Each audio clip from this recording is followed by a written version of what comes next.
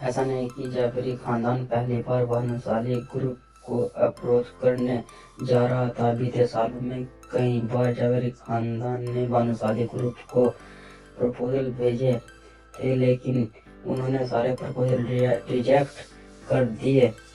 अब इसके पीछे की असली वजह जो कोई भी हो, लेकिन भानुशाली ग्रुप परिवार हर मामले में जावेरी खानदान से 10 कदम आगे था। ऊंचा और पावरफुल होने के कारण उन्होंने जावेरी खानदान को कभी घास तक नहीं डाले। लेकिन अब जब भानुशाली ग्रुप अपने सीईओ को बदल रहा है और ऊपर ये एक यंग ईओ कमान संभालने वाला है, तो जावेरी खानदान को कुछ पॉसिबिलिटीज नजर आ रही थी। जावेरी परिवार इस मैट्रिक को अपने हाथ से अपना नहीं चाहता था, भले ही वो नया सीईओ उनके प्रपोजल को एक्सेप्ट करे या फिर रिजेक्ट करने। लेकिन जावेरी परिवार एक बार फिर से कोशिश करने देखना थे। नक्स का पूरा ध्यान अपने खाने पर था, लेकिन जब उसने कल्याणी के मुंह से भानुशाली ग्रुप के नए सीईओ वाली खबर सुनी, तो तुरंत ही उसका सर ऊपर की ओर उठ गया और उसकी आंखों में एक अलग ही चमक आ गई थी। मन ही मन नक्स सोचने लगा था कि भले ही कल्याणी 90 साल की हो गई हैं और उनसे चला भी नहीं जाता, लेकिन मार्केट में क्या चल रहा है सब खबर रखती थी। कल्याणी सभी के रिएक्शन नोटिस कर रही थी और उसके चेहरे पर मुस्कान बरकरार थी। खाना खाते हुए धीरे से कल्याणी ने सभी से पूछा, तो फिर क्या ख्याल है? क्या किसी के पास कोई आइडिया है कि हम भानुशाली ग्रुप के साथ जावेरी खानदान का कनेक्शन सक्सेसफुल रहा हो? वो इंसान जावेरी खानदान को आगे बढ़ने में सबसे बड़ा कंट्रीब्यूटर होगा। मैं उसे अच्छा खासा इनाम भी दूंगी। मैं जानना चाहती हूँ दादी, मुझे भी जाना है। मुझे जानने दो, मुझे बिजनेस के बारे में डिस्कशन करना अच्छे से आता है। अनिका भी अपना मुंह खोलकर अपनी बात रखना चाहती थी, लेकिन जब अनिका ने जावेरी खानदान में अपनी जगह रियलिस की जो बाकी के क्वेश्चन से काफी नीचे थी, तो अनिका ने अंत में शांत रहने का फैसला लिया। कल्याणी के सामने सभी लोग एक के बाद एक अपने ओपिनियन रख रहे थे और कल्याणी भी सभी की राय सुनकर सेटिस्फैक्शन से अपना सिर हिला रही थी। आखिर में कल्याणी की नजर मेरे अंकल पर गई, जिसके चेहरे पर एग्रेशन के हाव भाव पहले से ही दिखाई दे रहे थे। कल्याणी ने मेरे अंकल हाथ पकड़ते हुए कहा, नवीन, इस मैटर को तुम हैंडल करोगे। Do not let me down. चलो कहीं बहाने। यह तो पता चला कि मेरे अंकल का असली नाम नवीन जावेरी था। मेरे अंकल तो उन्हें प्यार से बुलाते थे। वैसे वो प्यार के लायक तो बिल्कुल भी नहीं थे। माँ, आप बिल्कुल परेशान मत होइए, मैं आपको डिसअपॉइंट नहीं करूँगा। देखना, इस बार मैं यह डील क्लोज करके ही रहूँगा और सारे नेगेटिवेशन भी अकेले संभाल लूँगा। अपनी छाती ठोकते हुए मेरे को अंकल ने कहा। उनके चेहरे से वो काफ़ी कॉन्फिडेंस नज़र आ रहे थे। एक तरफ माँ बेटे के बीच में कुछ सीरियस बातें चल रही थी, तो दूसरी तरफ नक्स भाई साहब का खाना हो गया था। अपनी थाली में चम्मच रखने के बाद हाथ मुंह पोंछने के लिए नक्स ने नैपकिन उठाया और मेरे अंकल को देखा और सीरियस अंदाज में कल्याणी को कुछ समझाने की कोशिश कर रहे थे। यह देखकर नक्स मन खिलखिलाते हुए हंसने लगा। मेरे अंकल डील क्लोज करेंगे, नेगेटिवेशन भी कर लेंगे। भाई, इतना कॉन्फिडेंस उनके अंदर कहाँ से आया? इटली नहीं है, इंडिया है। इंडिया, यहाँ सब कुछ रखा जाता है। और मेरे अंकल को तो पता कि ये नहीं कि उन्होंने भानुशाली ग्रुप के नए सीईओ को पहले ही ऑफेंड कर दिया है और उनके बाद भी भानुशाली ग्रुप से कनेक्शन बनाने की बात कर रहे हैं। नक्स के मन में यह सारी बातें चल रही थी और यह सब सोचकर उसे बहुत मजा आ रहा था। फैमिली गैदरिंग खत्म होने के बाद नक्स अनिका और चित्रा को लेकर घर की तरफ निकल पड़ता था। रास्ते में अनिका ने नक्स की किसी भी बात पर कोई ध्यान नहीं दिया। उसके दिमाग में तो बस कल्याणी की बातें घूम रही थी कि कैसे जवेरी खानदान भानुशाली ग्रुप के साथ कनेक्शन बनाना चाहता है और उस डील को क्लोज करने की जिम्मेदारी मेरे को अंकल को दी गई। कल्याणी अपने चारों बेटों में से साफ कीजिएगा। अब अनिका के हेड तो रहे नहीं। ये तीनों बेटों में से सबसे ज्यादा मेरे को अंकल को पसंद करती थी और ज्यादा सारी अच्छी अपॉर्चुनिटी उन्हीं को संभालने के लिए बोलती थी, जिसमें उन्हें इंडिया मार्केट के ABC का भी नहीं था। बस इटली में अपना बिजनेस क्या चमका दिया। कल्याणी को ऐसा लगता था कि मैं वो अंकल कहीं भी तय कर सकता था।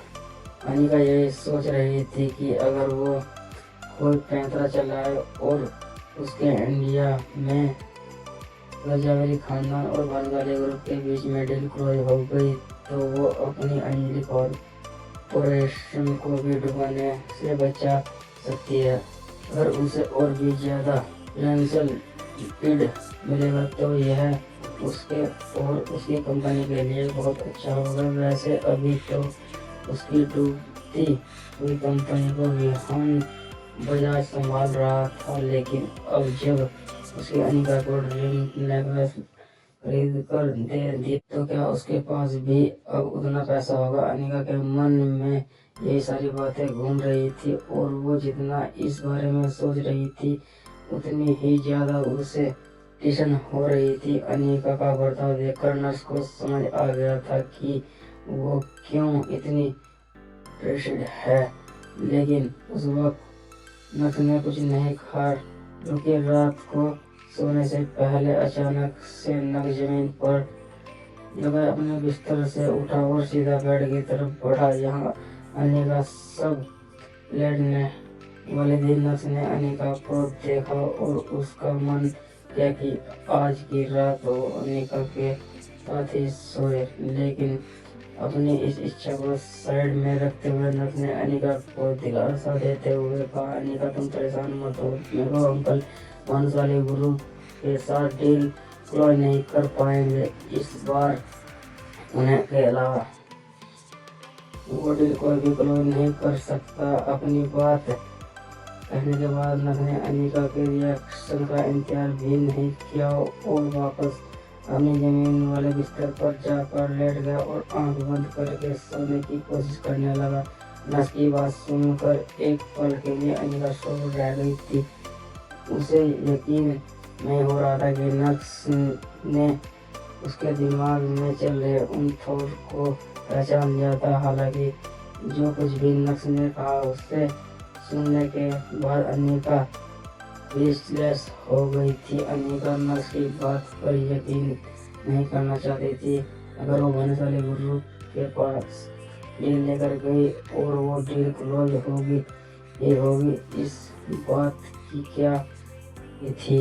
नक्स को कैसे पता कि उसके चाचा और उसके बाकी के कजिन्स इस डील को क्रैक नहीं कर पाएंगे।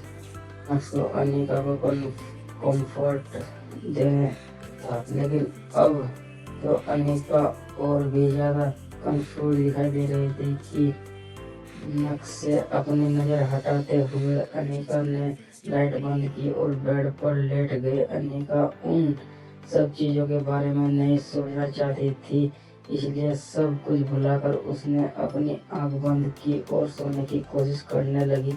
उधर जावेरी खानदान में मेरे अंकल पूरी प्रिपरेशन कर रहे थे कि कैसे भानुशाली ग्रुप के साथ कनेक्शन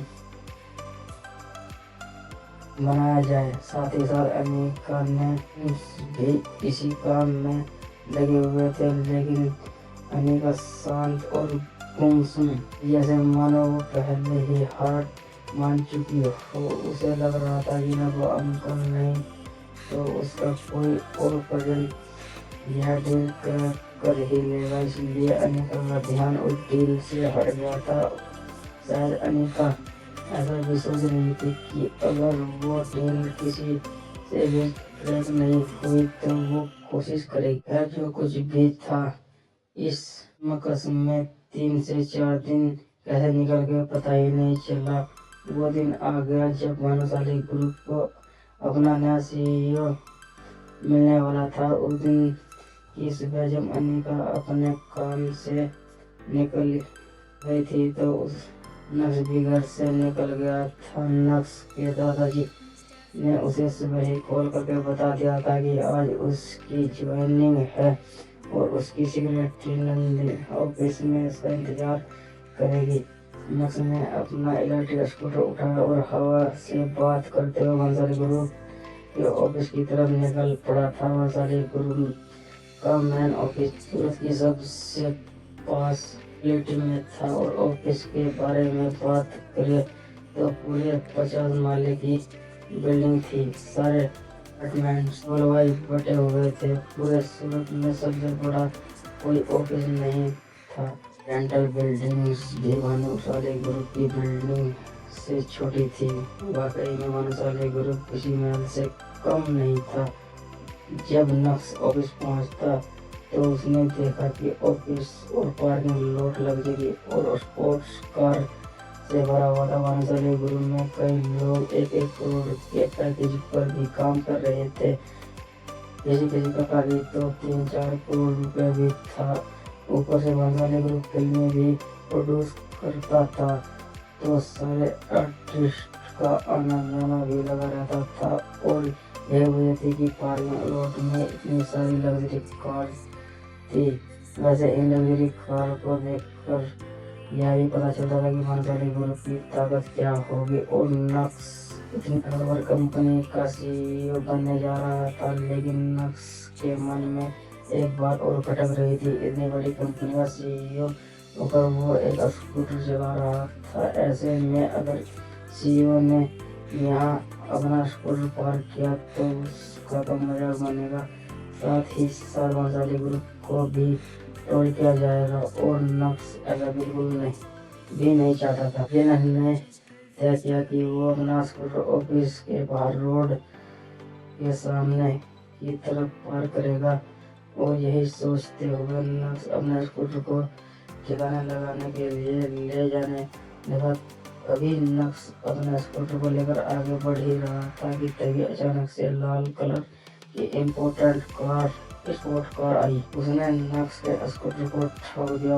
वाट जोर से चिल्लाते हुए नक्श सड़क के दूसरी तरफ कूदा और जैसे ही अपने आप को बचा, लेकिन नक्श की हालत ठीक नहीं थी। स्कूटर के पीछे का हिस्सा पूरी तरह से मुड़ गया था और स्कूटर का टायर भी टेढ़ा हो गया था। टक्कर इतनी जोर से हुई कि उस लाल गाड़ी का भी आ गया था। लेकिन गलती नक्श की थी कि गलती तो उस लाल गाड़ी की थी जो इतनी तेज स्पीड से गली में अंदर गुजर रही थी। खैर अब क्या, अब तो तमाशा होने ही वाला था। अपने स्कूटर की ऐसी हालत देखकर नक्श को हार्ट अटैक आ गया था। पहले कि वो लाल स्पोर्ट कार के ड्राइवर से कुछ कहा था, अचानक से उस कार का दरवाजा खुला और नक्श को सफेद टांगों के दर्शन हुए। सड़क पर देखकर नहीं चलते हो क्या? उस लड़की की टोन बहुत खराब थी। जब वो लड़की पूरे तरह से कार से बाहर निकली तो वहाँ मौजूद भीड़ उस लड़की को देखने के लिए और भी ज्यादा बेकाबू हो गई थी। सभी लोग बुलाने लगे, यह लड़की कितनी खूबसूरत है, कौन सी फिल्म की स्टार है। उस लड़की की और बहुत लंबे थे और बदन तो दूध की तरह सफेद था। उसने ब्लू कलर की स्कर्ट पहनी थी। हाई हील्स में उसकी टांग और भी ज्यादा खूबसूरत लग रही थी। उसने ब्लू कलर की स्कर्ट पहनी थी। हाई हील्स में उसकी टांगे और भी ज्यादा खूबसूरत लग रही थी। देखते ही देखते मंचलों की भीड़ भी बढ़ने लगी थी। सही मायनों में जब नक्श की नजर उस लड़की पर पड़ी तो नक्श के चेहरे का एक्साइटमेंट देखने लायक था। अरे शिवानी, तुम? नक्श ने उम्मीद नहीं की थी कि उसकी शिवानी से आज कुछ इस तरह मुलाकात हो जाएगी। शायद वो आज भानुशाली ग्रुप के साथ अपना कॉन्ट्रैक्ट साइन कराने आई थी। वह क्या है, नक्श भी आज ईईओ की कुर्सी पर बैठेगा और शिवानी भी आज ही अपना कॉन्ट्रैक्ट साइन कराने आई थी। नक्श का स्कूटर पूरी तरह से डैमेज्ड हो गया था। अच्छी बात यह है कि नक्श कोई चोट नहीं आई थी। ऊपर से नक्श शिवानी को जानता भी था। शिवानी और भानुशाली ग्रुप के बीच अब क्या नया रिश्ता बनाने जा रहा था। ऐसे में भला नक्श शिवानी के साथ इस हादसे को लेकर बहस कैसे कर सकता था। इसलिए नक्श पूरी तरह से खामोश हो गया। शिवानी ने भी नक्श को पहचान लिया। तुरंत ही बोली, अरे नक्श, तुम यहाँ क्या कर रहे हो? यह कहने के बाद शिवानी ने ऊपर से नीचे तक नक्श के खुद और उसके डैमेज स्कूटर की तरफ नजर दौड़ाई। 2 दिन पहले शिवानी ने न्यूज़पेपर में पढ़ा था कि भानुशाली ग्रुप के सिक्योरिटी गार्ड को दिन में अचानक से कार्डियक अरेस्ट आया और उसकी मौके पर ही मौत हो गई। इसलिए कंपनी अब एक जवान सिक्योरिटी गार्ड रख रही है। क्या वो नक्श है? मन ही मन यह सोचते हुए एक बार फिर से शिवानी ने नक्श की ओर देखा और मुस्कुराने लगी। तुम्हें रोड पर देखकर चलना चाहिए ना। देखो तुमने क्या किया, मेरी कार डैमेज हो गई है, तुम तो इसका खर्चा भी नहीं उठा सकते हो। शिवानी अपने स्पोर्ट्स कार पर आए स्क्रैचेस और डेंट्स देख रही थी और यह सब देखकर उसका दिल भर आया था। कल ही तो शिवानी ने नई कार ली थी और आज पहली बार जब कार बाहर निकाली तो उसका कल्याण हो गया। शिवानी की बात पर नक्श की तरफ से ऐसा रिएक्शन आने वाला है। क्या नक्श अपनी गलती मानेगा या फिर शिवानी के साथ बहस करने लगेगा? अगर शिवानी उसे पैसा भरने के लिए बोलेगी तब क्या करेगा नक्श? क्या नक्श आज शिवानी को दिन में तारे दिखाएगा? क्या होगा जब भानुशाली ग्रुप के ऑफिस में शिवानी ने सीईओ के तौर पर नक्श से मिलेगी? क्या नक्श में वो अंकल या अनिका के कोचिंग से मिलेगा? अगर नहीं तो नक्श ने उसके लिए क्या प्लानिंग कर रखी होगी?